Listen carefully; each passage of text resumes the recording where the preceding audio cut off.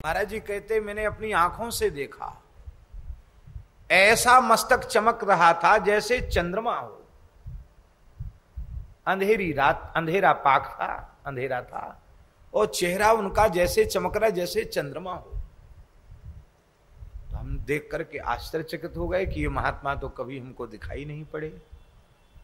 तो जाकर अपने श्री गुरुदेव श्री स्वामी लक्ष्मण दास जी से कहा कि महाराज जी एक दिव्य संत ऐसे ऐसे जमुना जी के पुलन में आके बैठे और इतने कमजोर हैं कि वो तो न खड़े हो सकते न चल सकते, एकदम दुर्बल शरीर है, यहां तक पहुंचे कैसे, यहां तक आए कैसे? तो बोले हमारे गुरुजी भी चल पड़े।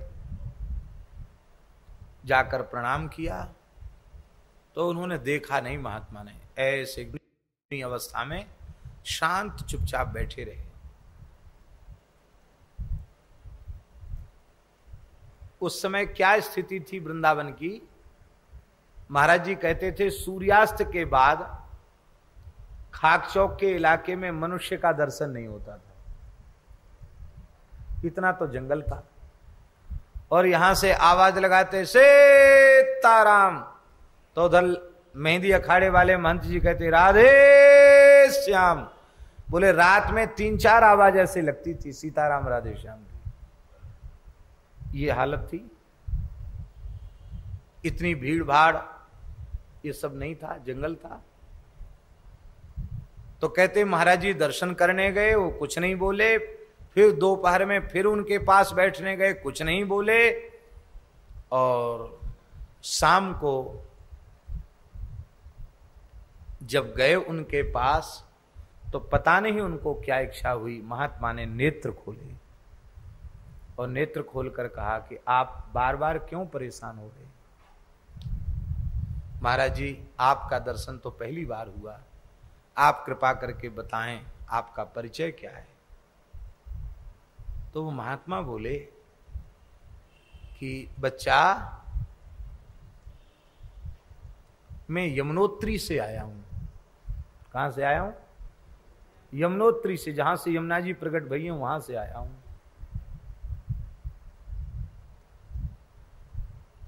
तो आप तो महाराज जी चल नहीं सकते, इतना दुर्बल शरीर है आपका, आप इतनी लंबी यात्रा करके यहां तक कैसे पहुंचे? तो उन महात्मा ने कहा मैं अपने योग बल से यहां आया हूं, अपने संकल्प बल से, योग बल से यहां आया हूं। तो यहां किस लिए आए हैं? उन्होंने कहा यमुना जी ने कृपा करके हमें आशीर्वाद दिया है, तुम्हें वृंदावन की रज की प्राप्ति होगी। तो साधन तो हमने यमुनोत्री में किया, अब वृंदावन की रज की प्राप्ति के लिए हम यहां आए। महाराज जी ने पूछा, महाराज जी के गुरु जी ने पूछा कि बाबा आपकी आयु क्या है? तो उन्होंने कहा आयु के बारे में तो मैं बहुत अधिक कुछ नहीं कह सकता, मैंने एक आसन से यमुनोत्री के निकट पर्वत की कंदरा में रहकर 10,000 वर्ष की तपस्या की। कितनी? इसका मतलब तो यह हो गया कि ठाकुर जी के प्रकट लीला से पूर्व से ही वो भजन कर रहे हैं वहां। तो 10,000 वर्ष की तपस्या करते करते तो मुझे हिमालय में कंदरा में व्यतीत हो गए। यमुना जी ने आशीर्वाद दिया है ब्रजरज प्राप्ति होगी। और तुम सूचित मत करना किसी को, कल एकादशी है और कल ही हमारी ब्रजरज प्राप्ति होगी।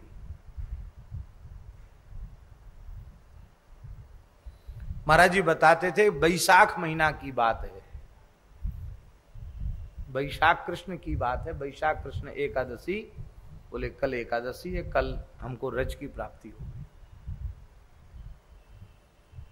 तो बड़ा भाव जगा और ये भी कह दिया था उन्होंने किसी को सूचना मत देना। झाड़ी में, जमुना जी में झाड़ियां तो थी, वहीं बैठे थे। तो बोले ठाकुर जी की शयन करा के ठाकुर जी का दूध भोग लेकर के गए कुल्लड़ में और कहा कि बाबा ये ठाकुर जी की गैया का दूध है, आप कुछ तो ग्रहण कर लो। तो उन्होंने कहा मैं केवल वायु का आहार करता हूं, मैं किसी प्रकृति जगत के किसी पदार्थ को ग्रहण नहीं, केवल वायु का आहार करता हूं। लेकिन गोपाल जी की गैया का दूध कह के लाए हो तो हम थोड़ा सा स्पर्श कर लेते हैं। तो ले उन्होंने कुल्हड़ हाथ में लिया और शायद 5-7 ग्राम पिया होगा, एक आध घूंट पिया होगा कि नहीं पिया होगा, होठों से जरूर लगाया, कुछ पिया होगा थोड़ा बहुत, और पी करके कुल्हड़ वापस दे दिया। महाराज जी कहते श्री गुरुजी ने बड़ी श्रद्धा पूर्वक लिया और बचा हुआ मुझे भी दिया। कहते ऐसे सिद्धों का दर्शन मैंने वृंदावन में किया। और दूसरे दिन गुरुजी और हम दोनों 3 ही बजे पहुंच गए कि वो कहते हमको ब्रजरज प्राप्ति होगी। तो देखें कैसे होती है महात्मा को। महाराज जी कहते हैं आंखों से देखी हुई प्रत्यक्ष घटना है। वो महात्मा जहां बैठे हैं वहीं बैठे रह गए और श्री यमुना जी लहर लहर करके आई और बिल्कुल जैसे ये जहां स्वामी जी बैठे इतनी दूर यमुना जी बह रही और यहां बाबा बैठे। यमुना जी लहर लहर करके उनके निकट आ गई, इतने जल में उनका शरीर हो गया। और महाराज जी कहते मेरे और गुरु महाराज के देखते देखते उनका शरीर जल में ही विलीन हो गया। वो कोई प्राकृत देह तो था नहीं, रज में रज मिल गई। यमुनोत्री के सिद्ध भी श्री यमुना जी से आशीर्वाद प्राप्त करके ब्रजरज की प्राप्ति करते हैं। इतनी महिमा है ब्रजरज की, अद्भुत महिमा है। श्री वृंदावन धाम की जय जय श्री राम। एक दूसरी घटना धाम महिमा की सुनाते थे, पता नहीं फिर सुना पाए न सुना पाए, इसलिए लगी लाग सुना देते। दूसरी घटना सुनाते थे महाराज जी कि एक महात्मा आए। वो ये घटना तब की है जब महाराज जी खाक चौक में महंत हो चुके थे। एक महात्मा आए, वो महात्मा उन्होंने उस समय खाक चौक में पक्का निर्माण नहीं था, मंदिर था और रसोई थी, कुठार था, बस बाकी झोपड़ा बने हुए थे। तो उन महात्मा ने एक अलग झोपड़ी अपने लिए बनवा ली और आहार भजन में ही रहते, ध्यान में रहते, योगी महात्मा थे। तो पतली खिचड़ी बनाकर धूना में पाते और बस भजन में लगे रहते। जब देखो तब वो ध्यान में, जब देखो तब ध्यान में रहते। तो महाराज जी कहते हमें बड़ी प्रसन्नता हुई कि इस समय भी ऐसे संत हैं जिन्हें शरीर संसार का कोई होश नहीं है, निरंतर भजन में लगे हैं। तो कहते वो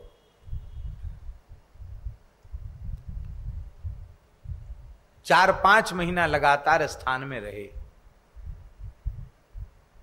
और हमने तो कहा महाराज हमेशा ही वृंदावन में रहो, लेकिन वो घूमने फिरने वाले महात्मा थे, कहीं दर्शन करने नहीं गए। इतने दिन वृंदावन में रहे, बस खाक चौक में आए, केवल जमुना जी स्नान करने जाते, बस कहीं नहीं गए, एक जगह हमेशा भजन ध्यान। महाराज जी से बोले कि बस अब हमारा नियम पूरा हो गया और अब हम आगे जाएंगे। हमने नियम लिया कि हम एक जगह नहीं रहेंगे और यहीं ज्यादा समय रुक गए, अब हम आगे जाएंगे। महाराज जी कहते हमने बहुत मनाया, माने नहीं महात्मा। तो हमने कहा ठीक है महाराज जी, जैसी आपकी इच्छा। रुपया पैसा छूते नहीं थे, सामान कुछ रखते नहीं थे, एक तूमा का कमंडल, अखंड विभूति, जटाजूट और कुछ नहीं, कोई संग्रह परिग्रह नहीं उनके पास। ऐसे महात्मा थे। चल पड़े, एक कमरिया थी उनके पास। कहते वो गए और 3-4 घंटे के बाद फिर लौट के आ गए। तो संध्या को 4 बजे के करीब गए थे वो 8-9 बजे फिर आ गए लौट के। तो प्रसन्नता तो बहुत हुई। और हमने पूछा तो बाबा आपको हमने इतना मनाया, समझाया कि बाबा कहाँ जाओगे, वृंदावन में वास करो, तो आपने हमारी बात मानी नहीं, और अब फिर कैसे कृपा हो गई? बोले अभी कुछ समय और वृंदावन में वास करना है। क्यों? बोले आज हमें पता चल गया वृंदावन क्या है। अरे इतने दिन भजन किया, पता नहीं चला, आज पता चल गया वृंदावन क्या है। कैसे पता चला? बहुत ध्यान देकर श्रवण करने योग्य बात है महाराज जी। उन्होंने कहा कि हमारे मन में जाते जाते भावना जगी कि वृंदावन की परिक्रमा कर लें। पैदल ही चलते थे, वाहन पर बैठते नहीं थे। तो परिक्रमा करते करते रमण रेती आए, जहां इस समय हमारा दिल्ली बंबई जैसी कोठियां बन गई हैं। हम लोगों ने ही देखा रमण रेती में क्या बढ़िया शांत एकांत रहता था हम लोग रज में। वहां तो महाराज जब सब आकर खेलने लग जाते थे रज में, ऐसी रज थी वहां की, बड़ी दिव्य रज थी वहां की। तो वहां आकर महात्मा बैठ गए और बोले हमारे मन में एक भावना आ गई कि वृंदावन के साधु केवल लड्डू कचौड़ी खाने वाले हैं, यहां भजन साधन में तो किसी की प्रवृत्ति है ही नहीं। अब बात ये थी कि सावन भादों के महीने में वो रहे थे, तो सावन भादों में भंडारे तो हुए हैं। तो महाराज जी के काका गुरु थे श्री महंत गोकुलदास जी, कराची में उनका स्थान था। तो वो आते थे तो 10-12 दिन लगातार उनकी तरफ से भंडारा चलता था। कराची वाले महाराज आते थे तो 10-12 दिन का भंडारा चलता था। तो बोले हमने तो देखा कि सब साधु खूब खीर मालपुआ जीमते हैं, भजन साधन में किसी की प्रवृत्ति नहीं है। ये हमारे मन में बात आ गई। अब हमारी सेवा का समय हो गया था, मानसी सेवा का। तो यहीं भाव से रज की चौतरी बनाई और चौतरी बना करके ध्यान में बैठ करके श्री सीताराम जी की मानसी सेवा करने लगे। और पूरी सेवा संपन्न करके, सायंकालीन सेवा संपन्न करके, और फिर जुगल घाट आए। जुगल घाट जो है, तो वहां एक महात्मा बैठे थे, एक गूदड़ी ओढ़े थे फटे पुराने कपड़ों की, और मस्तक पे कोई तिलक नहीं था, सारे शरीर में उनके रज लग रही थी, और ऐसे बिखरे हुए केस उलझ कर जटा बन गए। अवधूत पागल के जैसे एक संत बैठे थे। उन्होंने कहा, ए संत भगवान इधर आओ। आए, हम तुमको एक बात पूछें, बुरा तो नहीं मानोगे? नहीं महाराज, आप बड़े बूढ़े संत हैं, हम क्यों बुरा मानेंगे आपकी बात का, बताइए। बोले तुम एक बात बताओ, विश्वामित्र जी के यज्ञ की रक्षा करने राम जी अकेले गए? बोले नहीं, साथ में लक्ष्मण जी गए। धनुष तोड़ते समय लक्ष्मण जी साथ में थे? हाँ साथ में थे। आज जब वनवास लीला हुई तो लक्ष्मण जी साथ गए? हाँ तब भी साथ गए। और लौट के आए तब भी लक्ष्मण जी साथ थे? हाँ तब भी साथ थे। तो हम तुमको ये पूछते हैं कि आचार्य तो श्री लखनलाल जी हैं, शेष जी हैं, और तुमने अब तक अपनी साधना उपासना में लखनलाल जी के चरणों में एक पुष्प भी अर्पित नहीं किया। वहां चौतरी बनाकर सीताराम जी की पूजा तो कर ली, और उनके अनन्य सेवक लखनलाल जी दूर खड़े रह गए। तुमने न बैठने को कहा, न प्रणाम किया, न एक पुष्प अर्पित किया। ये तुम्हारी साधना में बड़ा भारी दोष है, इसको दूर करो। सीताराम जी की सेवा तो करो, पर उनके अनन्य सेवक लखनलाल जी को भी प्रणाम किया करो, उनकी भी सेवा किया करो। बोले इतना कहते ही तो मैं अवाक रह गया। हम मानसी सेवा कर रहे हैं रमण रेती में, और जुगल घाट पर बैठे हुए महात्मा मेरी मानसी सेवा का दर्शन कर रहे हैं, और कमी भी बता रहे हैं कि तुम्हारी ये कमी है। कहते मैंने चरण पकड़ लिए। तो चरण पकड़ते ही उन्होंने कहा, मैं कहना नहीं चाहता था पर मुझे कहना पड़ा, क्योंकि तुम अभाव लेकर वृंदावन से जा रहे थे कि यहाँ कचौड़ी खाने वाले महात्मा रहते हैं, यहाँ कोई अनुभवी संत नहीं रहते। बच्चा, योग ध्यान के अहंकार में मत रहो, वृंदावन सिद्धों की सराय है। यहाँ लड्डू कचौड़ी खाने वाले में भी अनुभवी सिद्ध रहते हैं, प्रेमी रहते हैं, ये सिद्धों की सराय है। तो बोले महाराज ये चमत्कार देख के आया हूं, अब कुछ दिन यहीं रहूंगा। तो महाराज जी कहते काफी समय तक वे संत यहाँ रहे, बाद में उनको बद्रीनाथ जाने का मन था इसलिए आगे चले गए, लेकिन महीनों तक फिर यहां रहे, वो भजन किया और नित्य वृंदावन की परिक्रमा करते।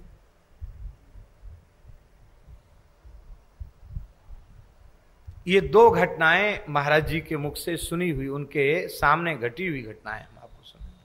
वृंदावन, वृंदावन है श्री वृंदावन धाम की जय।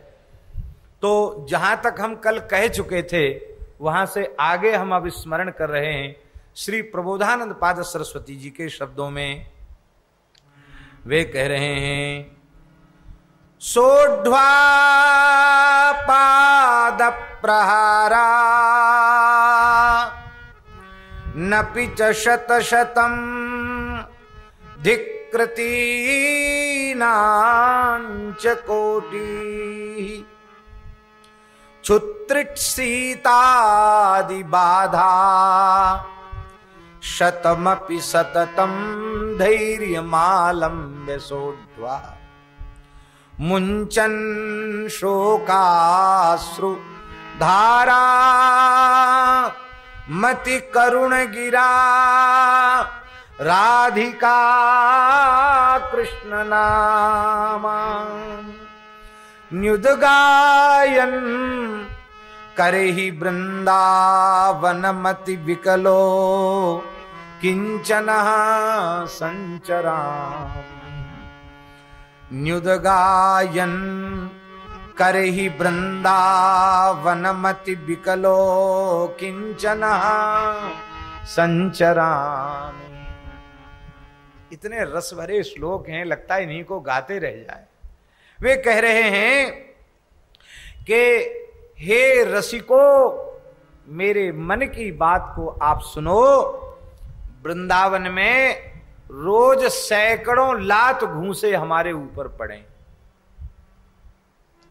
आदर न हो वृंदावन में, हमारा तिरस्कार हो, लोग लात और घूंसों से हमको मार कर कहें निकल जाओ वृंदावन के बाहर, लेकिन सैकड़ों लात घूसा खाकर भी, इतना अपमान सहकर भी मैं वृंदावन की सीमा के बाहर नहीं जाऊंगा। सोढ़्वा पाद प्रहारा नपि च शतशतं धिक्कृतानांच कोटि। हमको सब धिक्कार करें, बुरा भला कहें, गालियां बकें, कोटि, कोटि माने करोड़ों बार मुझे तिरस्कार करें, धिक्कार करें, सैकड़ों गालियां नहीं, हजारों लाखों गालियां नहीं, करोड़ों गालियां मुझे दी जाएं, लात घूंसों से मेरे ऊपर प्रहार किया जाए, वृंदावन में रहकर हम एक एक अन्न के कण के लिए तरस जाएं, भूख से बिलबिला उठें, पानी पीने के लिए एक बूंद जल सुलभ न हो। तो लोग कहते हैं ना, बिना अन्न जल के कैसे रहेंगे? अन्न जल भी वृंदावन में रहकर हमें सुलभ न हो। भयंकर ग्रीष्म सतावे, भयंकर शीत सतावे, लेकिन इन असंख्यों विघ्न बाधाओं का अतिक्रमण करते हुए भी युगल के दर्शन की, उनकी रसकेली के दर्शन की व्याकुलता से युक्त होकर के, विरह व्यथित होकर के, अत्यंत व्याकुल हृदय से रुदन करते हुए राधा कृष्ण राधा कृष्ण राधा कृष्ण कहकर के मैं करुण क्रंदन करता हुआ अपने जीवन को कैसे व्यतीत करूंगा?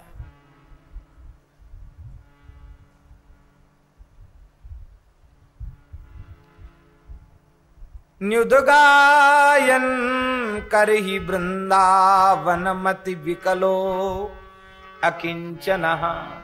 अकिंचन होते हुए संचरा में मैं कैसे विचरण करूं? हे नाथ, हे श्रीधाम वृंदावन, ऐसा सौभाग्य मुझे प्रदान करो।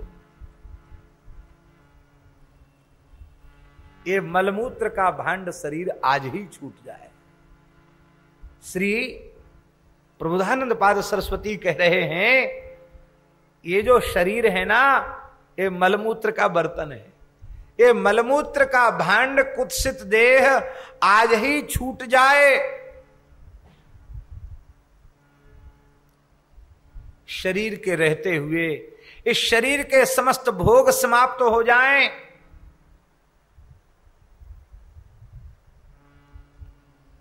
ये सब कुछ हमें स्वीकार है।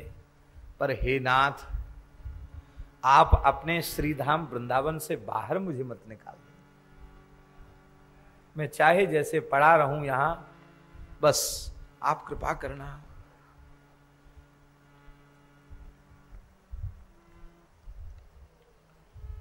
मैंने श्री वृंदावन का आश्रय लिया है। हमें बड़े बड़े राजाधिराज चक्रवर्ती राजाओं से भी हमें प्रयोजन क्या है? बोले राजाओं से प्रयोजन नहीं होगा। आप विचार करें, राजा महाराजाओं से ही प्रयोजन नहीं है तो सेठ साहूकार तो लगते कहां हैं? राजा महाराजाओं से ही प्रयोजन नहीं है तो सेठ साहूकारों की तो फिर गिनती ही नहीं करनी चाहिए।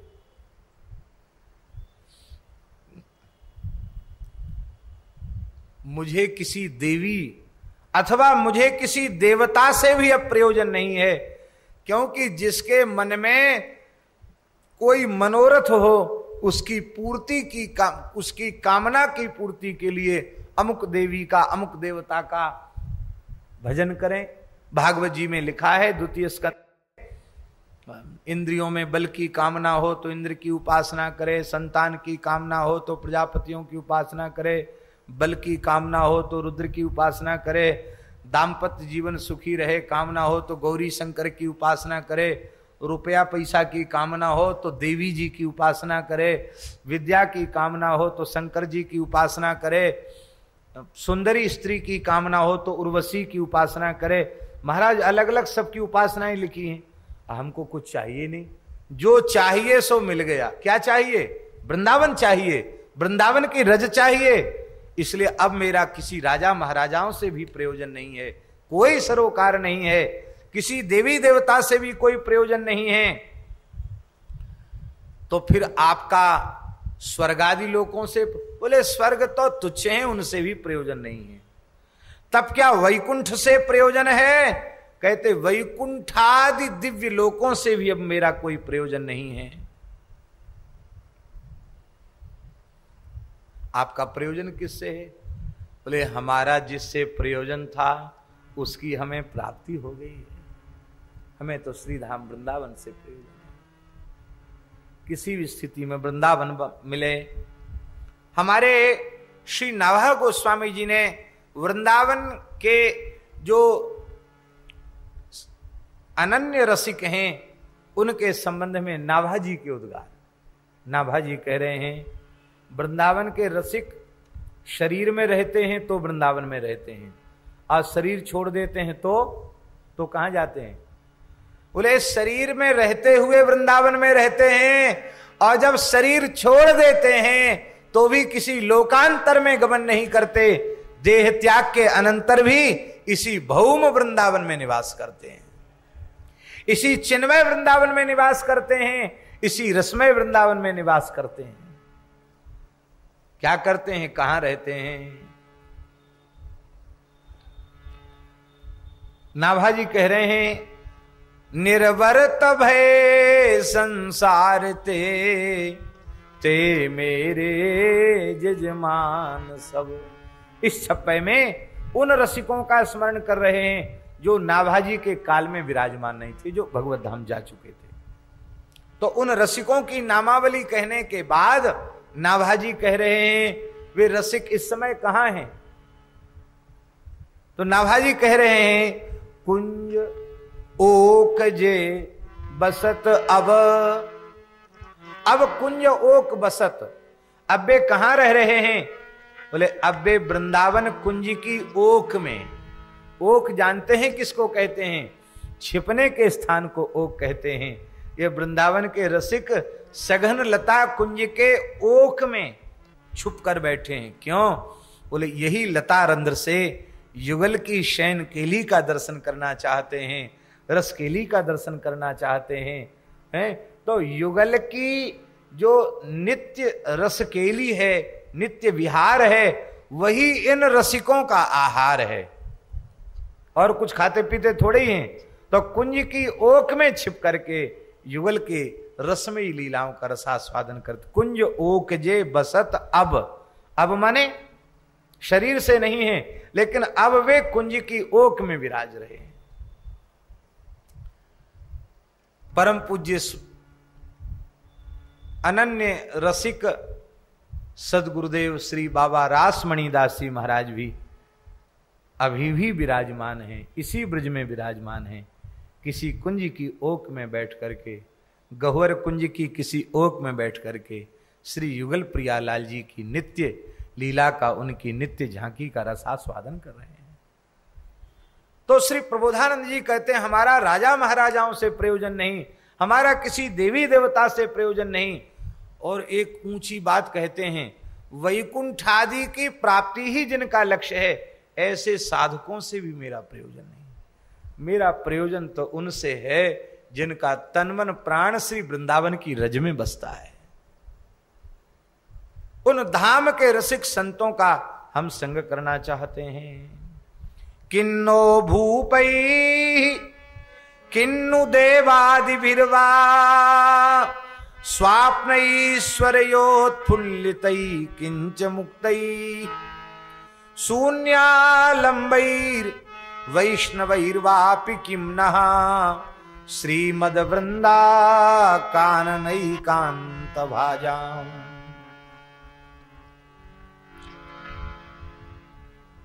कहते भाई वृंदावन के प्रति आपका इतना अनुराग क्यों है, इतना आग्रह वृंदावन के प्रति आपको क्यों है? श्री प्रबोधानंद जी कह रहे हैं, अरे सखे मित्रवर, एक बात मैं तुमसे पूछा हूं क्या? बोले श्री यमुना जी लहर लहर प्रवाहित हो रही हैं, जहां कदम्ब की सघन कुंज है, जहां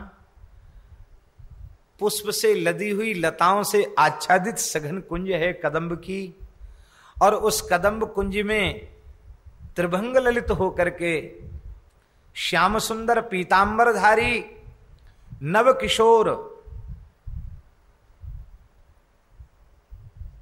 वेणु बजा रहे हैं, बांसुरी बजा रहे हैं, लेकिन ऐसे वैसे बांसुरी नहीं बजा रहे हैं। राधा वदन कमलम पश्यन, अष्ट सहचर्यों के सहित श्री जी सामने खड़ी हैं, राधा रानी के मुख कमल का दर्शन करते हुए वेणु जो बजा रहे हैं, ऐसा कोई दिव्य किशोर जो श्याम है वो निरंतर वृंदावन में रमण करते हैं।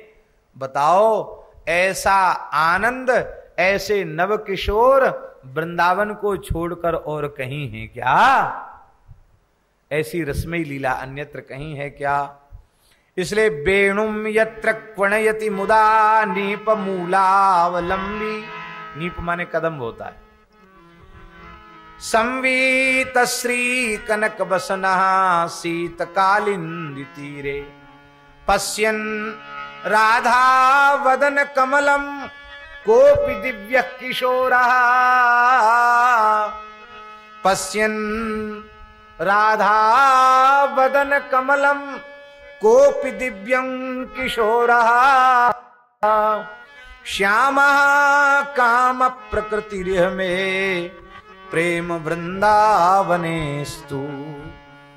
ऐसे श्याम सुंदर जहां बंसी बजा रहे हैं, हे सखे मैं तो ये चाहता हूं ऐसे श्रीमद वृंदावन में ही मेरी प्रीति हो, वृंदावन में मेरी निरंतर प्रीति हो।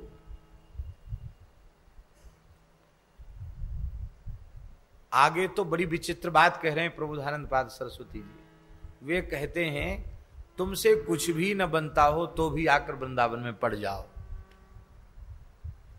पड़े रहो, मन से भी बाहर मत जाओ, कहीं जाओ मत, बस यहीं पड़े रहो, चाहे जैसी अवस्था हो जाओ मत, यहां से पड़े रहो। कोई भी साधन तुम्हारे जीवन में न बना होगा, केवल धाम का आश्रय यदि तुमने लिया है तो कभी न कभी वह साराति सार जो श्री कृष्ण हैं वे मुरली बजाते हुए कभी न कभी तुम्हारे सामने जरूर आ जाएंगे। यहां पड़े रहो। वे मुरली बजाते मंद मंद मुस्कुराते कभी न कभी तुम्हारे सामने जरूर आ जाएंगे। साधन विहीन होने पर भी, ये बहुत ऊंची बात है, बस धाम में पड़े रहो, धाम का आश्रय लेकर पड़े रहो। बासे नैव प्रभा बासे नैव प्रसभमखिलानंद सारातिसारम वृंदारण्ये मधुर मुरली नादमा करने से। कभी न कभी वृंदावन में पड़े पड़े तो श्याम सुंदर की मधुर मुरली की धुन सुनाई ही पड़ जाएगी।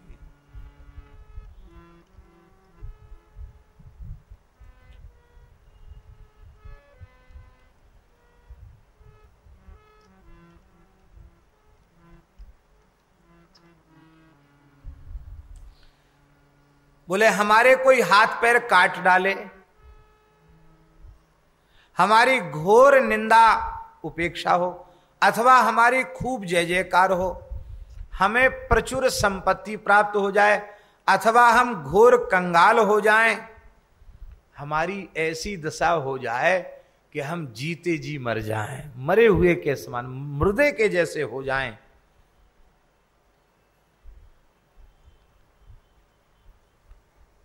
ही नाथ हमें सब कुछ मंजूर है, लेकिन श्री वृंदावन माश्रय प्रिय महानंदैक कंदम परम, महा आनंद बीज रूप जो श्री वृंदावन है, उस वृंदावन का आश्रय में ग्रहण किए रहूं, ऐसी कृपा मेरे ऊपर कीजिए, वृंदावन से बाहर न जाऊं।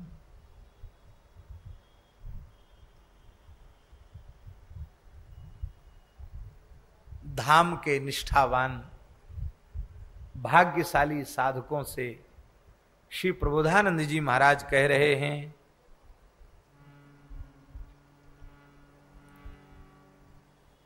दुख पूर्वक भी वृंदावन में रहना पड़े, कष्ट पूर्वक भी वृंदावन में रहना पड़े, तो अरे तू उसे सुख का समूह मान। असंख्यों दुख भोग कर भी वृंदावन में रहना पड़े तो उस दुख को दुख मत मानो, उसे परम सुख मानो। धन्य है उस दुख को जो वृंदावन बसा रहा है।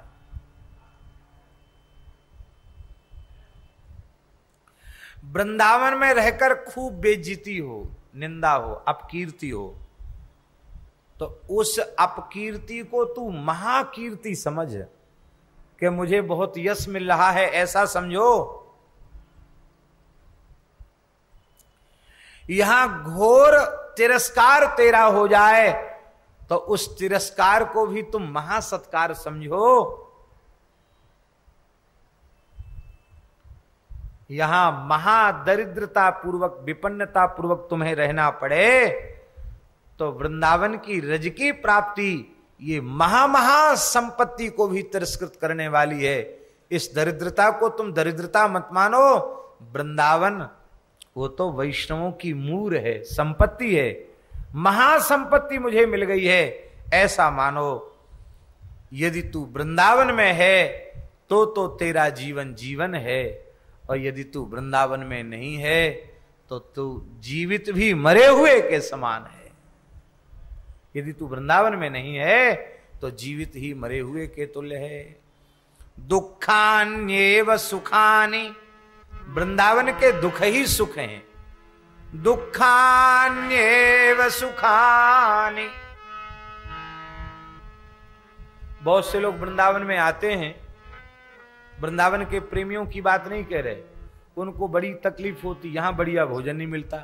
कोई कहता हमें मारवाड़ी भोजन चाहिए, कोई कहता हमें गुजराती भोजन चाहिए, कोई कहता हमें अमुक प्रकार का भोजन चाहिए। भोजन की भी समस्या रहती है, आवास की भी समस्या रहती है, और समस्याएं रहती हैं। वे वस्तुतः धाम के प्रति उन्हें प्रेम प्रकट नहीं हुआ। वृंदावन में प्राप्त होने वाले दुख ही सुख हैं। दुखान्येव सुखानि विद्यप यशो जानी कीर्तिम पराम। अब कीर्ति को कीर्ति समझो। मन्येथा अधमैश्च दुष्परिभवान सम्मानवत् सत्तमयी। दुर्जनों के द्वारा किए गए तिरस्कार को सज्जनों के द्वारा किए गए सत्कार को मानो। दैन्यान्येव महाविभूति, दैन्यान्येव महाविभूति मतिसल्लाभानलावान् सदा पापान्येव च पुण्यमस्ति यदि ते वृंदावनम जीवनम। वृंदावन ही तेरा जीवन है। अब वृंदावन की महिमा इतनी है और किसी भी कीमत पर वृंदावन छोड़ना नहीं चाहिए, वृंदावन में ही पड़े रहना चाहिए। तो वृंदावन में रहे कैसे, ये प्रश्न है कि नहीं? आप लोग अन्यथा मत मानना, इसी को कहते हैं सावधानी पूर्वक सेवन।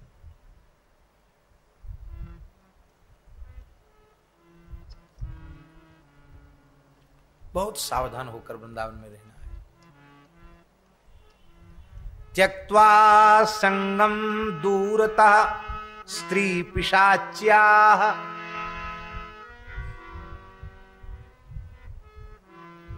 माताएं बुरा ना माने, साधकों को सावधान किया जा रहा है। और जैसा पुरुष साधकों को सावधान, क्योंकि प्रबोधानंद जी अपनी बात कह रहे हैं, जैसा पुरुष साधकों को सावधान किया जा रहा है, ऐसा ही माता स्त्री शरीर वाले साधकों को सावधान रहने की आवश्यकता है। पुरुष मात्र शरीर वाले साधकों को स्त्री का संग इस प्रकार से त्याग के योग्य है जैसे पिशाची का संग। तो स्पष्ट हो गया, यदि पुरुष मात्र साधक के लिए स्त्री पिशाची के समान त्याज्य है, तो फिर नारी मात्र साधिका के लिए पुरुष मात्र का संपर्क भी पिशाच के समान त्याज्य है। यदि नारी साधक है तो निश्चय करना है, मेरे तो गिरधर गोपाल दूसरो न कोई, जाके सिर मोर मुकुट मेरो पति, ये निश्चय करना है भीतर से। देखिए, भक्ति का मार्ग जो है स्निग्ध है, प्रेम का मार्ग है ना स्निग्ध है। स्निग्ध माने जानते हैं, रूखा नहीं है, ये चिकना है।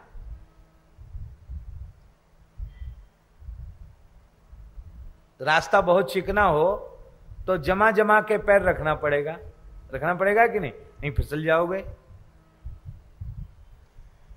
इसलिए अत्यंत स्निग्ध मार्ग होने के कारण, चिकना होने के कारण, भले ही राजमार्ग है पर स्निग्ध है, इसलिए साधक को संभल करके चलना है।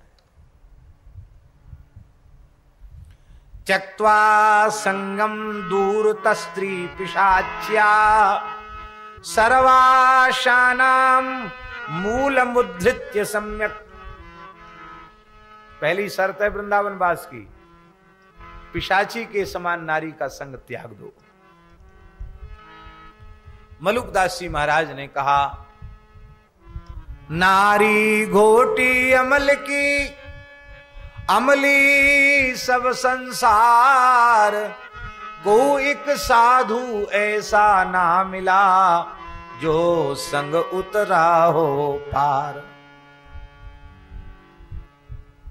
इसलिए नारी नाही निहारिए, करे नयन की चोट, को एक साधु उबरे, पर ब्रह्म की ओट।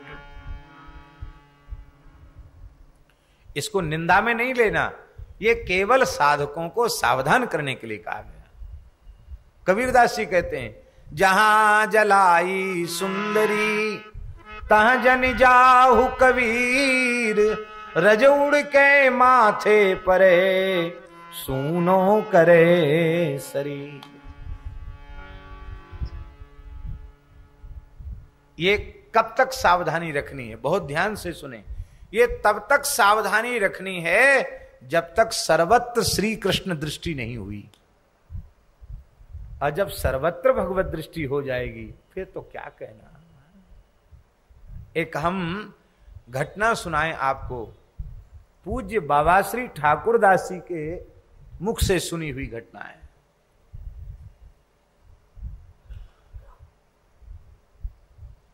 बाबा ने सुनाया श्री उड़िया बाबा के जीवन का एक प्रसंग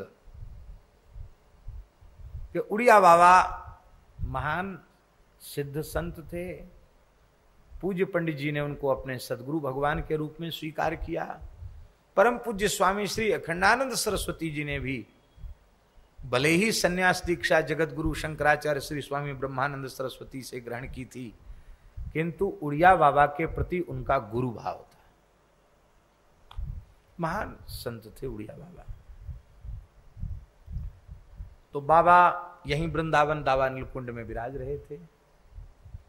पुरानी बात है, एक झोपड़े में विराज रहे थे बाबा, और दो महिला साधकाएं युवती थी। उनको कुछ साधन संबंधी जिज्ञासा करनी थी, तो वो बाबा के कुटिया में पहुंची, पर्ण कुटी में, और उन्होंने कहा कि कुछ हम एकांत में कहना चाहते हैं। तो उड़िया बाबा की सेवा में एक ब्रह्मचारी थे। बाबा ने इशारा किया तो ब्रह्मचारी बाहर आ गए। कुटिया का द्वार बंद था और बाबा ने उनसे उन्होंने कोई प्रश्न होगा, बाबा ने उसका समाधान किया होगा, जो भी हो। अब वो जो ब्रह्मचारी था सेवा में, वो दूर बाहर तो निकल गया पर दूर नहीं गया। वो झोपड़ी के सहारे ऐसे कान लगा के खड़ा हो। क्या बातचीत होती है, जाने क्या क्या सोचना। मन तो मन है, कुछ सोचने लग गया वो देवियां तो चली गई, और उड़िया बाबा ने ब्रह्मचारी जब पास में आए तो उसको कहा, ए ब्रह्मचारी इधर आओ, मेरी सेवा करते हो? हाँ स्वामी जी, सौभाग्य है मेरा आपकी सेवा का। घोर नरक जाओगे, मेरी सेवा का फल ये होगा कि घोर नरक जाओगे। वो तो कांप गया, बोले महाराज गुरु महाराज की सेवा करके घोर? हाँ बोले घोर नरक जाओ। क्या कान लगा के सुन रहे थे कि मैं एकांत में स्त्रियों से क्या बातचीत कर रहा हूं? जिस काल में मैंने गृह त्याग किया था, उस काल में वैराग्य की वृत्ति इतनी ऊंची थी कि स्त्री शरीर की गंध नाक में आते ही बमन हो जाता था। स्त्री निकल गई निकट से तो मुझे बमन हो जाता। और अब जब सर्वत्र ब्रह्म दृष्टि हो चुकी है, तब तुम कान लगाकर सुनते हो कि महाराज क्या कर रहे हैं एकांत में स्त्रियों के साथ। यदि ऐसा ही संदेह महत्पुरुषों के प्रति तुम्हारे चित्त में है तो सेवा करके भी नरक जाओगे। यह घटना हमने पूज्य बाबा श्री ठाकुरदास जी के मुख से।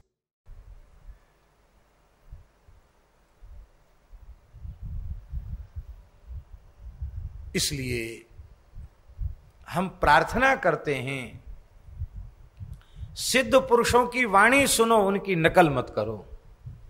यदि रहनी से रहना हो तो साधक की रहनी से रहो। और बहुत उत्तम पक्ष तो यह है स्वामी जी कि सिद्धावस्था में भी पहुंचने के बाद सिद्ध की रहनी से न रहकर साधक की रहनी से रहो। महापुरुषों के पास रहने वाले लोग भी कई बार चरम लक्ष्य से वंचित रह जाते हैं। उनमें क्या महापुरुषों का दोष है? महापुरुषों का दोष नहीं है। वे क्या देखते हैं, बहुत ध्यान से सुनने वाली बात है। वो जो नए साधक हैं, वे उन महापुरुषों की जो साधन की अवस्था है उसकी ओर तो दृष्टिपात करते नहीं हैं। वो उनकी सिद्धावस्था को देखते हैं। ये बढ़िया सुंदर गद्दा तकिया लगा के बैठे हैं, इनके चरणों में लोग तेल लगा रहे हैं, इनको लोग सरकार सरकार कह के दंडवत करते हैं, इनका चरण धो के पीते हैं, आरती उतारते हैं, स्तुति करते हैं, इनका जूठा खाते हैं। अब वो नए सोचते हैं कि हमारी ऐसी दुकान कैसे चले। अब वो भजन तप या साधन का तो कोई उनके पास पूंजी है नहीं, तब उसी की नकल करके वो शिष्य बनाने लग जाते हैं, धन इकट्ठा करने लग जाते हैं, बच्चा तुम्हें आशीर्वाद है हमारा, ऐसा कहने लग जाते हैं। तो भाई उससे होगा क्या?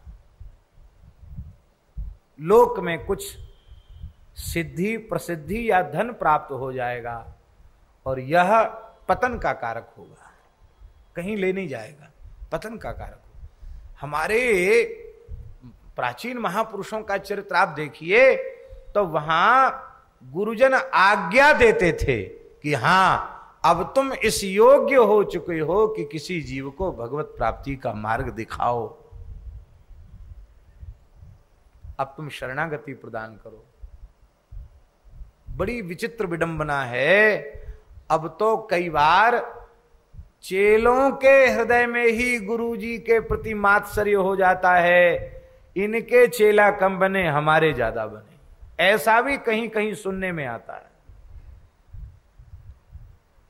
तो भैया इसलिए महापुरुष सिद्ध पुरुषों के निकट रहने का अवसर मिले तो उनकी सिद्धावस्था को नहीं, उनकी जो साधन की अवस्था है, उन्होंने कैसे भजन किया, उस अवस्था का दर्शन करना चाहिए और उसी से अपने संपूर्ण जीवन में प्रेरणा प्राप्त करना चाहिए।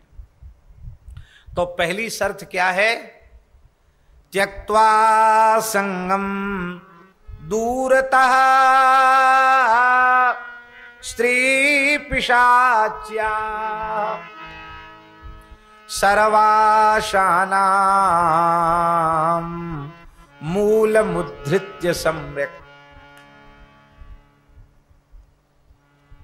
आशाएं महाराज बड़ी विचित्र हैं, पता नहीं क्या क्या आशा लगी रहती, ऐसा करूंगा ऐसा करूंगा, ऐसा हो जाएगा, ऐसा हो जाएगा, वैसा हो जाएगा। कहते यदि वृंदावन वास करना है, वृंदावन का सुख प्राप्त करना है, तो पहले प्रतिज्ञा तो करो कि स्त्री पिशाची का त्याग करेंगे।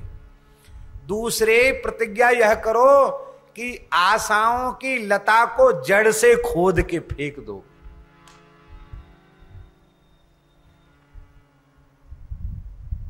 और कोई आशा जीवन में मत रखो।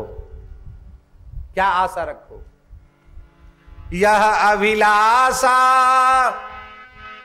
मन रहे,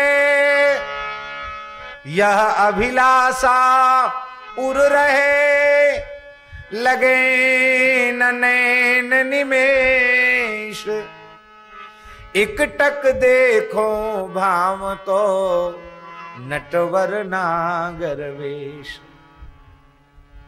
गोवर्धनवासी सांवरे तुम बिन रहो न जा।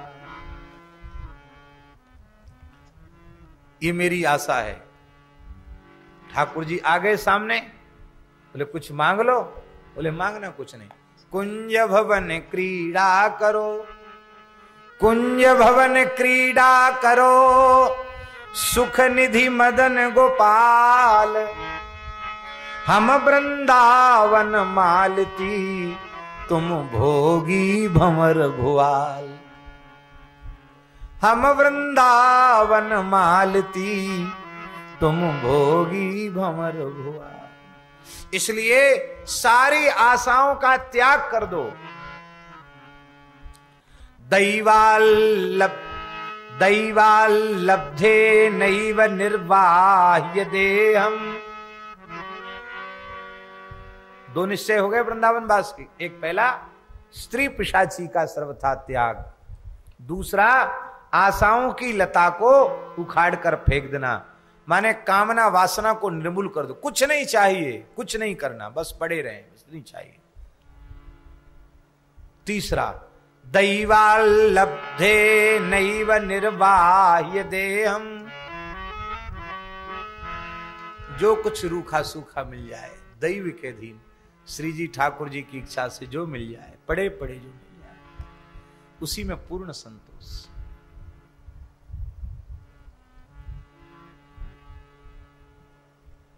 हमारे पूज्य महाराज जी सुदामा कुटी में विराजते थे।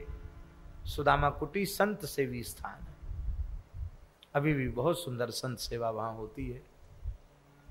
अब इतनी भीड़ संत सेवी स्थानों में रहती है तो वहां रात को गर्म ब्यारू नहीं बनती, और गर्मी के समय में दाल साग जैसी आराम हो जाता, बिगड़ जाता। फ्रिज की सुविधा थी नहीं, और दोपहर की ही रोटी दाल साग शाम को ब्यारू में पाना पड़ता। तो कई बार पानी में दाल साग रखने के बाद भी वो खट्टा हो जाता, बिगड़ जाता गर्मी के समय।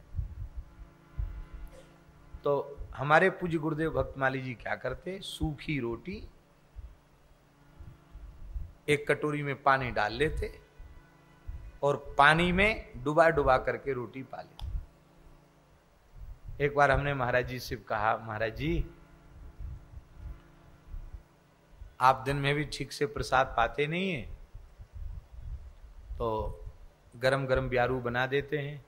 बोले पंडित जी ज्यादा सेवा का भाव जग रहा है तो कुटिया में जितने साधु हैं सबको गरम गरम ब्यारू करवाओ। महाराज जी ये तो संभव नहीं, संभव नहीं तो हमारे पीछे क्यों पड़े हो कि गरम गरम ब्यारू बनाएंगे।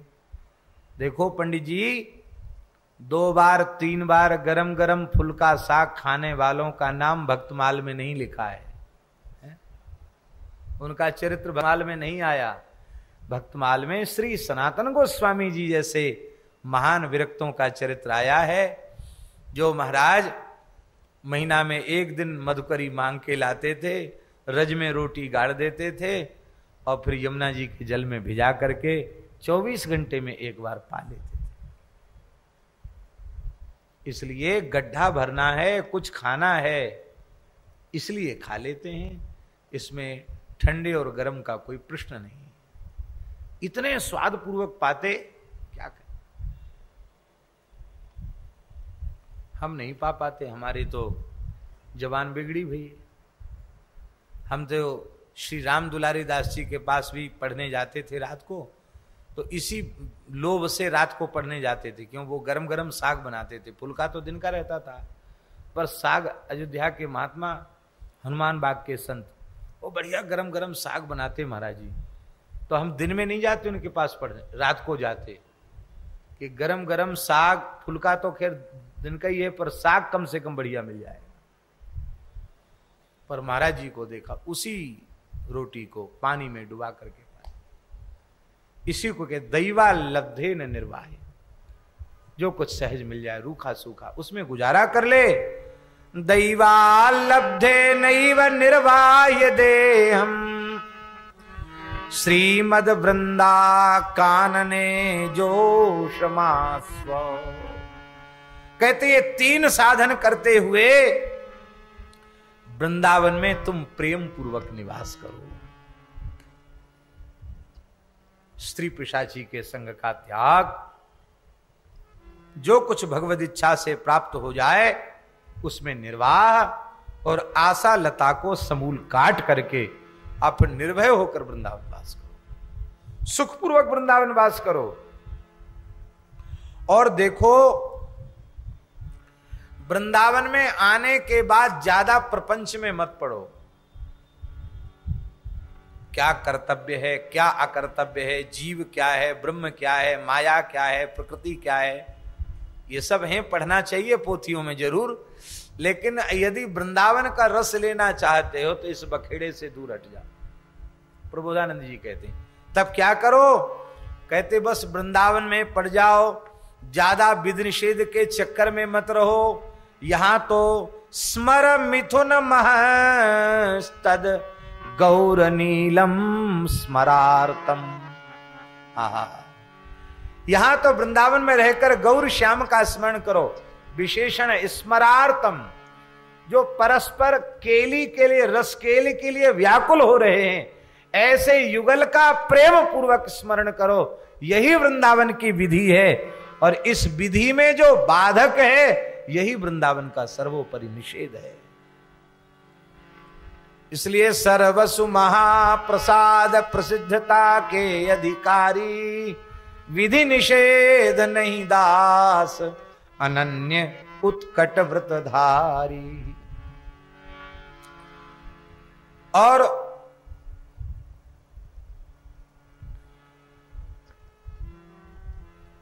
बहुजन समवाया दूर मुदवृज्याहि। प्रबोधानंद जी कह रहे हैं बहुत लंबा चौड़ा ब्रज है, जाना बहुत भीड़ भाड़ जहां हो जाए, झगड़ा किसी से मत करो, चुपचाप किनारे हो जाओ। हमारे श्री रास बिहारी दास जी गिरी बाबा सुन रहे हैं, ये कथा तो सुने, लेकिन कथा सुन के ये एकदम ऐसी प्रेरणा नहीं प्राप्त कर लें कि दिन भर ब्रजवासी ग्वारियों के साथ हमको बातचीत करनी पड़ती है, दिन भर गाय गाय गाय गाय करना पड़ता है। आप भी ब्रजमंडल की सर्वोपरि सेवा में श्री जी की कृपा से लगे हैं, इसलिए आपको तो वही करना चाहिए। नहीं महाराज, महात्माओं को वैराग्य तो होता ही है और जागृत बहुत जल्दी हो जाता है। तो भैया ब्रज की जो शोभा है वो गौ माता से है, इसलिए गाय की सेवा, लता पता की सेवा, ब्रजवासियों की सेवा, यही तो ब्रज भाव की प्राप्ति कराएगा। इसलिए ये अलग नहीं है।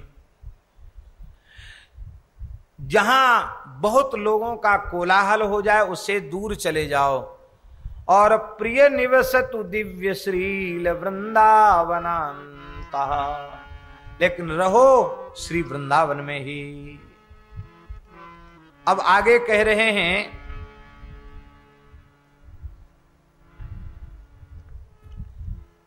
कि इस संसार में धन्यवाद देने के योग्य कौन है?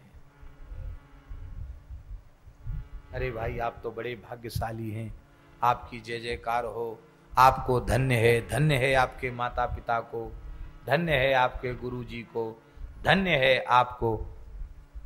तो धन्यवाद देने योग्य कौन है? श्री मधुर बिहारी लाल की। धन्यवाद देने योग्य कौन है?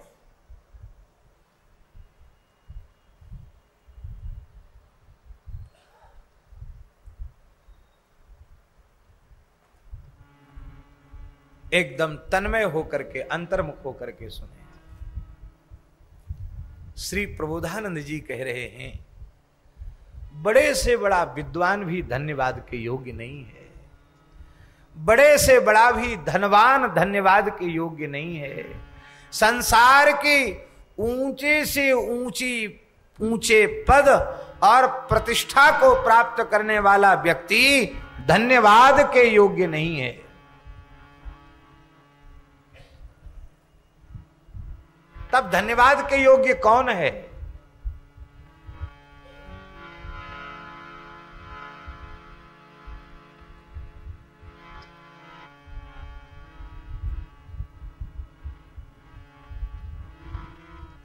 तो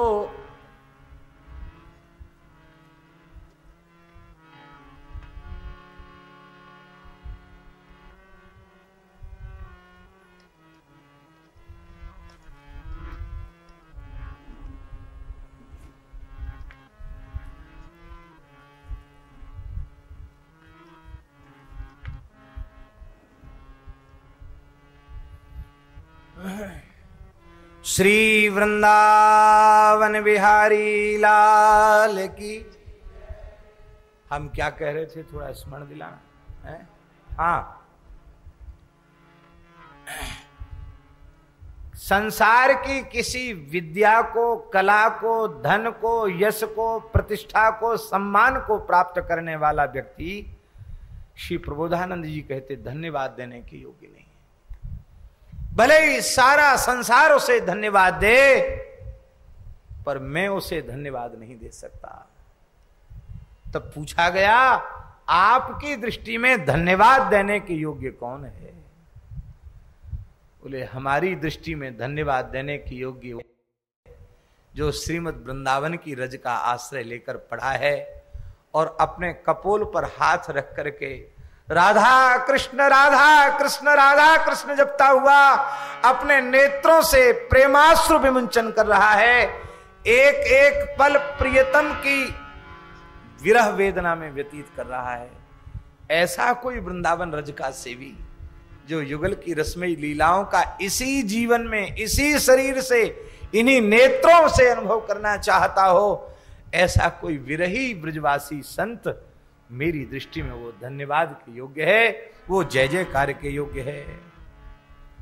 आहा, बहुत सुंदर श्लोक है, भाव हमने बता दिया। कर निहित कपोलो, कर निहित कपोलो, ये अतिशय दुख की विरह की अवस्था है। कर निहित कपोलो नित्यमश्रूणि मुंचन।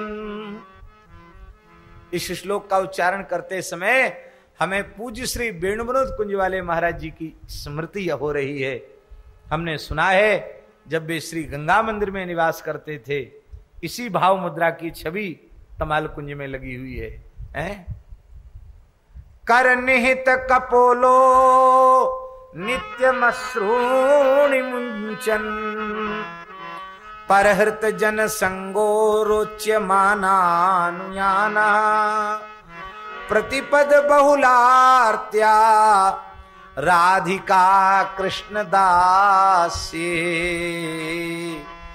बसति परम धन्यः, बसति परम धन्यः, कोपि वृंदावनेस्मिन्, बसति परम धन्यः, बसति परम धन्यः, कोपि वृंदावनेस्मिन्। कोई वृंदावन में इस पद्धति से निवास करता है तो वो परम धन्य है।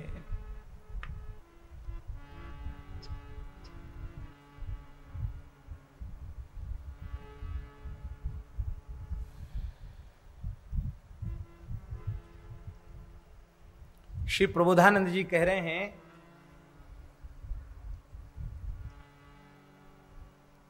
कि श्रीधाम वृंदावन ही चिंतामणि है।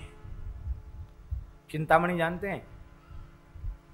चिंतामणि माने होता है, हमने देखी तो नहीं पर सुना है कि चिंतामणि किसी व्यक्ति को प्राप्त हो जाए तो उस मणि का ऐसा चमत्कार है कि वो व्यक्ति जिसको चिंतामणि प्राप्त है वो जो जो विचार करेगा कि हमको ये मिल जाए, हमको ये मिल जाए, हमको ये मिल जाए, वो महाराज इतनी दिव्य मणि है, चिंतामणि उस व्यक्ति को प्रदान कर देगी।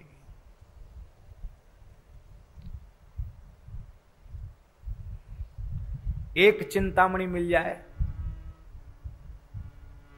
और धाम की तो प्रत्येक रजगण चिंतामणि, यहां की तो भूमि ही चिंतामणि खचित है। इसलिए यहां के रसिकों ने कहा, अरे मन वृंदा विपिन निहार, विपिन राज सीमा के बाहर, हरिहु को न निहार। यद्यपि मिले कोटि चिंतामणि, यद्यपि मिले कोटि चिंतामणि, तदपि न हाथ पसार। जय श्री भट्ट धूल धूसर तन, यह आशा उर्धार। अरे मन वृंदा विपिन निहार। धाम चिंतामणि, बहुत ऊंची बात कह रहे हैं। अब तक तो निष्काम लोगों के लिए बात, अब सकाम लोगों के लिए कह रहे हैं। बोले तू यदि दुर्भाग्य से निष्काम नहीं हो पाया है, सकाम है, तेरे मन में बढ़िया भोजन की इच्छा है, वस्त्र की इच्छा है, द्रव्य की इच्छा है, और बढ़िया अच्छे मकान में रहूं ऐसी इच्छा है, और सुंदरी सुकलोद भवा प्रिय वादनी पत्नी की प्राप्ति की इच्छा है, पुत्र की प्राप्ति की इच्छा है, तो भी तू अन्यत्र कहीं मत जा, वृंदावन में पड़ जा। यदि तेरे चित्त में लौकिक सुख की कामना भी हो रही है तो भी तू वृंदावन से बाहर मत जा, यहीं पड़ जा, क्योंकि धाम चिंतामणि है, यहां रहकर जो चाहेगा सो मिल जाएगा।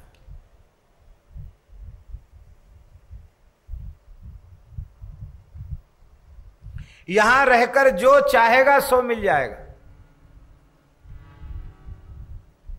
और एक बात हम आपको निवेदन करें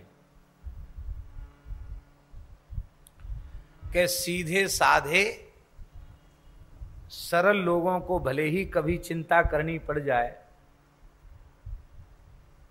धाम में रहने वालों को, कि भाई भंडारा चल रहा है, संत सेवा हो रही है, गौ सेवा हो रही है, तो चलो कोई बात नहीं, जाना नहीं चाहते फिर भी सेवा के नाम से कहीं न कहीं जाना पड़ेगा, है? तो सीधे साधों को भले ही किसी कार्य वसात बाहर जाना पड़े, लेकिन कैसी धाम की महिमा है। टेढ़े बेड़े जीवों को कहीं जाने की जरूरत नहीं पड़ती, वो यहीं पड़े रहते हैं और मौज से रहते। महाराज सिर में भी दर्द नहीं होता उनके, मस्त क्यों ना हो। टेढ़े धनुष को तो हमारे सरकार पकड़ के रखते हैं। धनुष सीधा है कि टेढ़ा है? टेढ़ा है। टेढ़े धनुष को हमारे सरकार पकड़ के रखते हैं और बाण एकदम सीधा है। उस सीधे बाण को बार बार प्रत्यंचा पर चढ़ाकर छोड़ देते हैं। इसका मतलब ठाकुर जी की धाम की सन्निधि, ठाकुर जी की सन्निधि, टेढ़े बेड़ों पर ज्यादा कृपा होती है धाम में, उनको बसा के रखती है।